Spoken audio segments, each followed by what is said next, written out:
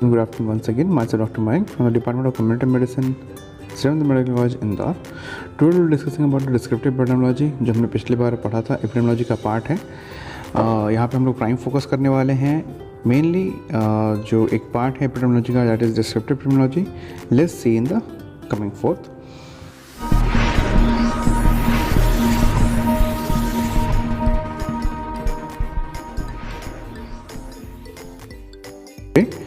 सो epidemiology होता क्या है basically? Once again about the definition, it is the study of distribution determinants of health and health related events और in a specified population and application of the study to control the health problems.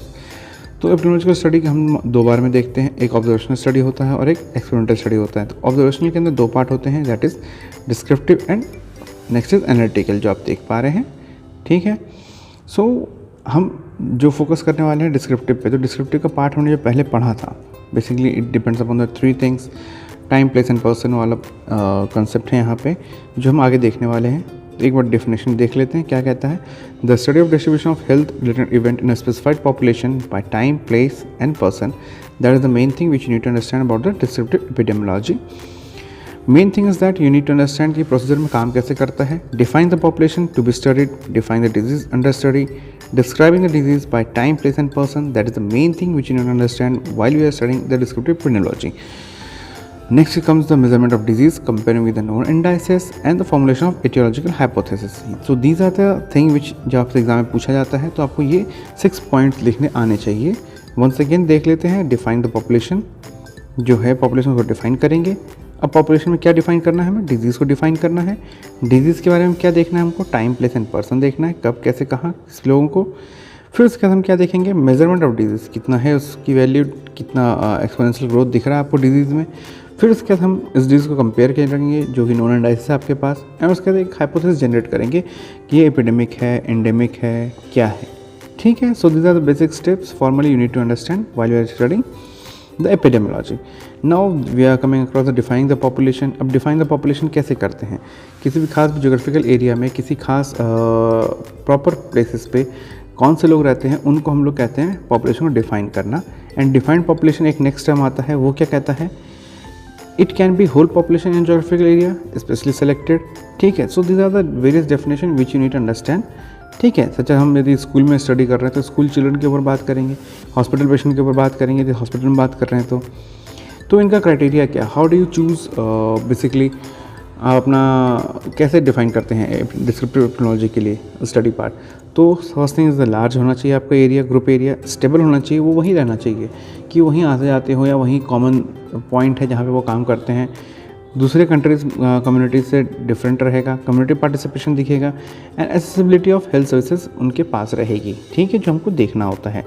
Now understanding the what is define the disease. जब हम किसी भी study के अंदर देखते हैं तो डिफाइन क्या करता है डिजीज़ को. In define the disease it needs clinician and epidemiologist. Clinician का काम ये रहता है कि भाई एक मोटे तर्ज पे वो आपसे बात करता है, आपको देखता है. जैसे कि माइग्रेन हो गया, you need to get an instant relief. But when an epidemiologist talk about a certain part, it has to be defined from pinpoint to the next pinpoint. एक pinpoint से लेके next pinpoint तक उसको define करना आना चाहिए. नहीं definition है तो he will create his own definition. ठीक है. such as कि जिस भी criteria पे हम बात करें तो उसका lower limit, upper limit, rise and fall सब पता होना चाहिए when an epidemiologist talking about. ठीक है. बेसिकली जैसे टॉन्सिलाइटिस की हम बात करेंगे तो ये फोकस्ड पार्ट में हम बात करें टॉन्सिलाइटिस के, कि टॉन्सिलाइटिस है तो टॉन्सिलाइटिस ही होगा, उसके अलावा नहीं होगा. उसके अलावा हम केस नहीं ले रहे हैं अपने स्टडी में पढ़ने के लिए. Next comes the neurological disease, जो हमारे फेस एक पेस बनता है जब हम देखते हैं डिग्री ऑफ एक्यूरेसी जब स्टडी करते हैं तो उसके ऊपर हम बात कर रहे होते हैं. ठीक है. Now main focus is about describing the disease. Basically 3 चीज़ होते हैं जो मैं पहले बता रहा हूँ आपको. टाइम, प्लेस एंड पर्सन, जो कि मैंडेटरी पार्ट है, एक स्टार मार्क है आपके पढ़ाई के दौरान. आपको कुछ भी नहीं समझ में आ रहा है तो basically you need to understand about time, place and person. That is a very viable thing of the descriptive epidemiology.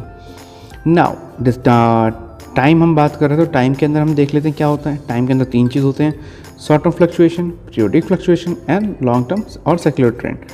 Now अब शॉर्ट टर्म नाम ही बता रहा है, शॉर्ट टर्म छोटे समय के लिए, पीरियोडिक फ्लक्चुएशन किसी खास किसी स्पेसिफिक पीरियड पे देखने के लिए। लॉन्ग टर्म या सेकुलर ट्रेंड जो सेट होता है वो किसी स्पेसिफिक डिजीज़ को कि लंबे समय तक हम स्टडी कर रहे हैं उसको देखने के लिए होता है। फटाफट एक नज़र देख लेते हैं शॉर्ट टर्म फ्लक्चुएशन क्या कहता है। Short term fluctuation is an epidemic, जो कि खास हम किसी भी पॉइंट्स ऑफ आउटब्रेक की बात करेंगे तो शॉर्ट टर्म एपिडेमिक बात करेंगे। ठीक है, द अकरेंस जो होता है इसका कम्युनिटी रीजन में होता है। In case of illness and other health related states clearly in excess of normal expectancy, जितना नॉर्मल था उससे ज़्यादा एक्सेस हो गया तो उसको एपिडेमिक घोषित कर रहे हैं। यहाँ पे उसको हम शॉर्ट टर्म में स्टडी आउट कर रहे हैं। एपिडेमिसिटी इसमें एक वर्ड आती है जो कि क्या कहता है, रिलेट करता है usual frequency of disease in the same area among the specified population at the same time of the year.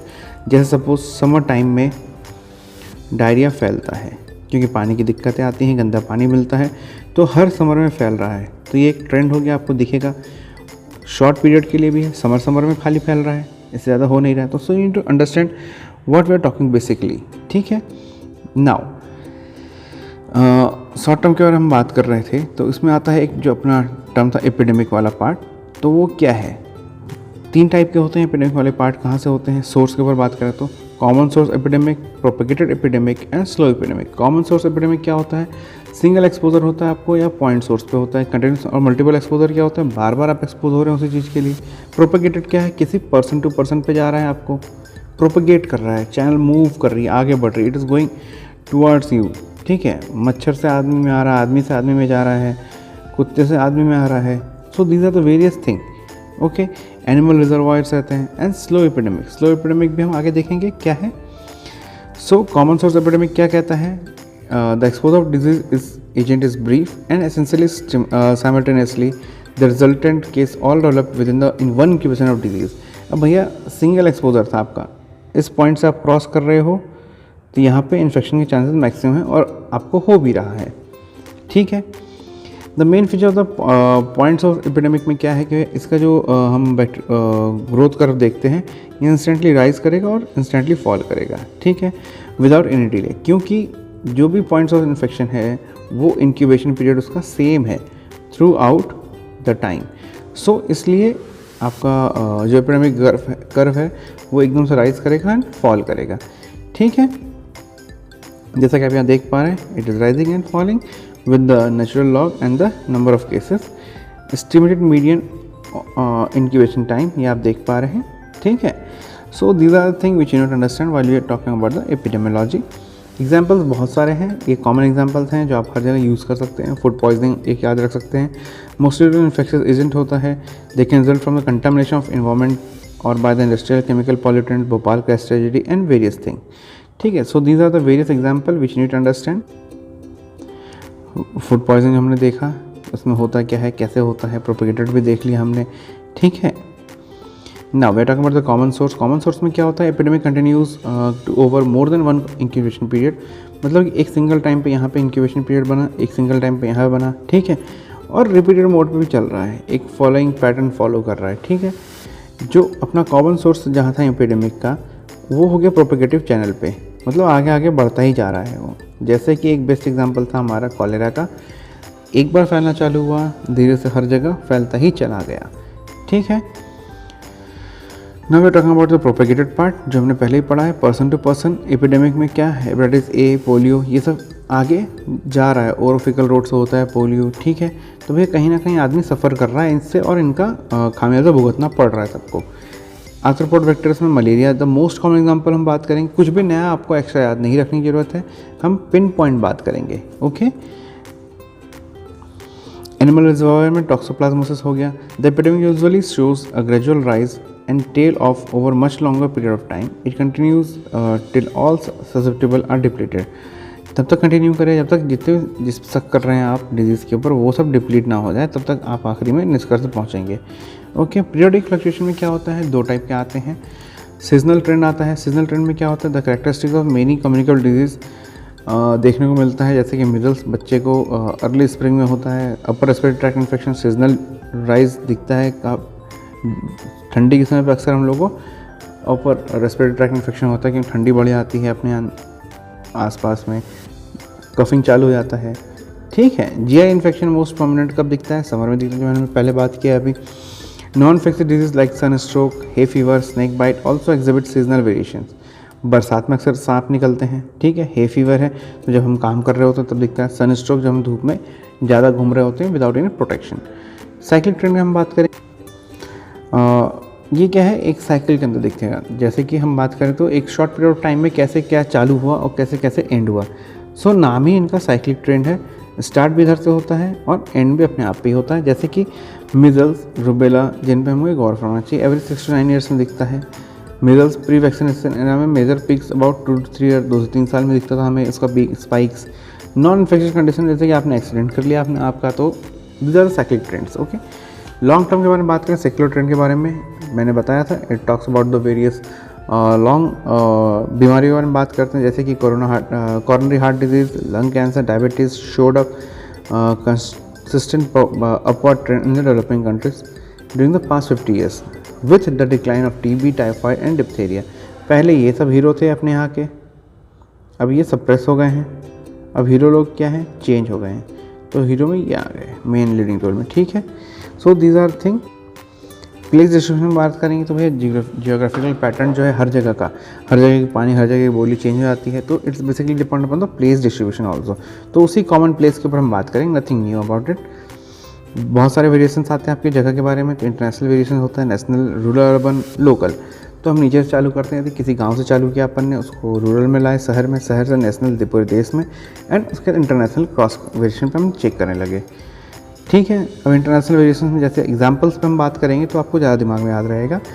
Cancer of stomach is very common in Japan, मगर यूएस में कुछ नहीं है। Cancer of oral cavity and uterine cervix are most common in India, ठीक है, as compare to industrialized country, जो बड़े countries में। ग्वाइटर के बारे में बात करेंगे, हमने पहले ही पढ़ा है बहुत जगह। हिली एरियाज़ में ग्वाइटर ज़्यादा पाया जाता है, क्यों? क्योंकि वहाँ पे नमक में आयोडीन की कमी हो जाती है, ठीक है। Fluorosis prevalent in Nalgonda and Prakasam of Andhra Pradesh, ठीक है। So these are the things which you need to understand. According to the nation, according to the rural, according to the international variations, leprosy, letharism, guinea worm disease and malaria are the various stuff which you need to understand. Rural variations में देखेंगे तो यहाँ पे सब कुछ मिल रहा है लोगों के पास, मगर क्या दिक्कत है? सैनिटेशन का, एजुकेशन का, इन्वायरमेंटल फैक्टर का, and deficiency in the medical care. सरकारी डॉक्टर आ रहे हैं, नहीं आ रहे हैं, he is joining the post और नॉट, सब वैकेंट वैसे ही चलता है, भगवान भरोसे। रूरल में बात करें, जब हम खेत में पहुंच गए तो क्या होगा भैया, आप खेत में जब काम करते हो तो स्किन डिजीज़ होना ज़्यादा ज़रूरी हो जाते हैं। जेनेटिक डिजीज़, सॉइल ट्रांसमिशन, हेल्मिंथिसिस, जो केंचुए होते हैं छोटे छोटे, infant and maternal mortality rates भी दिखता है चेंज होते हुए, ठीक है। अर्बन में क्या है, जब आप शहर में घूम रहे होते हैं तो सिंपल सी बात है, धुआं बहुत ज़्यादा है यहाँ पे, तो आपको क्रोनिक ब्रोंकाइटिस दिखेगा, लंग कैंसर दिखेगा, एक्सीडेंट दिखेगा, and cardiovascular disease, mental illness and drug dependence होना चालू हो जाते हैं लोग, ठीक है। लोकल डिस्ट्रीब्यूशन कर्व में हमने देखा था inner outer city variation in the disease frequency that are studied by spot map. अब स्पॉट मैप क्या है, ये बहुत ही यूनिक चीज़ है, आपको समझना पड़ेगा। सर जॉन स्नो ने निकाला था एट द गोल्डन स्क्वायर पे, जब कॉलरा फैलना चालू हुआ था तो वहाँ पे उन्होंने एक पंप को आइडेंटिफाई किया था जहाँ से कॉमन सोर्स ऑफ इन्फेक्शन फैल रहा था। उसको बाद में जाके सील किया गया, और ये स्टडी जो की गई थी जॉन स्नो द्वारा की गई थी, सारे एरियाज, सारे घर को प्लॉट करके उन्होंने एक परफेक्ट एंगल पे एक परफेक्ट कंक्लूजन निकालने के बाद जो पॉइंट सोर्स वाटर था वो क्लोज आउट करवा दिया, ठीक है। आप देख सकते हैं स्पॉट में क्या कि ये जो गोल्डन स्क्वायर जहाँ पर रेड देख रहे हैं, ये वाला पार्ट, ये पहले सिंपल था, पता नहीं चल रहा था कि पानी का सोर्स है या किसी जगह सोर्स से कॉलरा फैलने के बाद में later on they discussed about the various aspect, ठीक है। नाउ माइग्रेशन स्टडीज नाम बता रहा है, माइग्रेट कर रहा है, carried out in 2 ways, comparison of disease and death rate for migrant for with those of their kith and kin who have studied at home. Men of Japan essentially living in USA experience higher rate of coronary heart disease than do Japanese in Japan. अब जो Japanese ancestor हैं जो USA में बस चुके हैं, वहाँ पे वो कोरोनरी हार्ट डिजीज़ पे ज़्यादा रिस्क पे हैं बजाय जो लोग जापान में रह रहे हैं उनके मुकाबले, क्योंकि लाइफस्टाइल चेंज हो गया। Comparison of migrants with local population of host country, जैसे कि एग्जांपल में देखेंगे, Japanese in USA have higher rate of stomach cancer than the native of USA. जो यूएसए में रह रहे हैं उनसे ज़्यादा किन को खतरा हो जाता है? जापानीज़ को, ठीक है। पर्सनल डिस्ट्रीब्यूशन की बात करेंगे तो हमारे पास प्राइम फोकस एज का है, जिसमें कि एज में क्या दिखता है, measle chicken pox common in children होता है, cancer common in middle age होता है, and atherosclerosis common in old age होता है। ठीक है, so these are the pictures which you need to see while you are studying. By modality के बारे में बात करेंगे। बाय मतलब होता है दो, मॉडलिटीज मतलब दो तरीके के। There are two separate peaks instead of one in the age incidence curve of a disease, that is leukemia, female breast cancer, Hodgkin's lymphoma disease, bimodality with initial peak between age 15 to 35 and the later peak is at 50 age. So these are things which you need to understand. ठीक है, sex के बारे में बात करेंगे तो prone कौन है, डायबिटीज़, हाइपोथायराइडिज्म, ओबेसिटी वुमेन में ज़्यादा कॉमन होता है। CSD लंग कैंसर कॉमन किस में होता है, मेन में होता है। ठीक है, एथनिसिटी पहनावा ओढ़ावा कैसा है, किस रेस के हैं, किस इंटायर पॉपुलेशन बिलोंग करते हैं। ठीक है, तो TB, essential hypertension, CSD, sickle cell anaemia एक खास पर्टिकुलर रीजन में दिखता है। Now for the marital status, mortality rates are lower for married women, ठीक है, एंड मेन देन अनमैरिड। जो भी है मोर्टेलिटी रेट कम होता है मैरिड वुमन एंड मेन में, जो कि साइंस मुताबिक बहुत ज़्यादा कम है। ठीक है, marital status risk factor for some disease, जैसे कि कैंसर ऑफ सर्विक्स, उसमें एक डिजीज का फॉर्मेट पूरा करता है ये। ऑक्यूपेशन के बारे में बात करेंगे, that alter the habit pattern of the employ, sleep, alcohol intake, drug addiction, these are the various thing. Silicosis in the common coal mine worker, bagassosis जब हम कॉटन वाली फैक्ट्री में काम करते हैं, and all these are the various thing which you can understand while we are talking about the occupation regarding the epidemiology. Social class में हम देखेंगे तो जो अपर सोशल क्लास है, higher lower have longer life expectancy, CSD hypertension are prevalent in upper classes, nutritional disorder like PM, rickets common in lower classes. तो एक तरफ से कहा जाए तो मतलब क्लास वाइज भी डिजीज़ अपने आप क्लासीफाई हो जाती है आपके सोशल इकोनॉमिक स्टेटस के हिसाब से। ठीक है, बिहेवियर हो गया आपका, सिगरेट स्मोकिंग, ठीक है, CSD, obesity, these are the various thing. Stress leads to susceptibility of disease, excavation of systems and complication of medical regime। जो स्ट्रेस है मेन एक लीडिंग कारण अपने आप में ही है, आप समझ सकते हैं इसको जान के। ठीक है, माइग्रेशन जैसे कि leprosy because of movement of people from rural to urban, leprosy has spread to the urban, गांव से लेके आप उसको शहर तक ले आए। ठीक है, नाउ मेजरमेंट ऑफ डिजीज कैसे करेंगे, how do measure disease, measurement of disease in term of mortality, morbidity and disability। Measurement of mortality is straightforward। Morbidity has two aspect, incidence and prevalence। Last class हमने देख चुके हैं। ठीक है, incidence क्या होता है, लॉन्गिट्यूडनल स्टडीज़ में आते हैं, एंड प्रेवलेंस क्या आता है, क्रॉस सेक्शनल स्टडीज़ में आता है। ये हम आगे पढ़ेंगे इन द नेक्स्ट क्लास। ठीक है, so basically what is the use of descriptive epidemiology हम देख लेते हैं। Provide data regarding the magnitude of disease, load and type of disease problem in the community in term of morbidity, mortality rate and ratio, ये सारी चीज़ें हम देखते हैं। Provides clue to the disease of etiology and health in formulation of an etiological hypothesis. एक आप निष्कर्ष से पहुँच सकते हैं जब आप डिस्क्रिप्टिव एपिडेमियोलॉजी का इस्तेमाल करते हैं अपने स्टडी में, क्योंकि इसके पास तीन चीज़ रहते हैं, टाइम, प्रेजेंट, पर्सन, जो कि बहुत ही यूनिक चीज़ है इसके बारे में। Provide background data for planning, organizing and evaluating preventive and curative services, and एक तरह से ये रिसर्च में कंट्रीब्यूट भी करता है। So these are the part today which we have discussed. It's a bit lengthy, but try to understand, try to mug up, try to read each slide by rewinding my video. Hope to meet in the next with the next part. Thank you. Take care. Bye bye. Comment and queries are always welcome, and please do like, subscribe my channel. Thank you.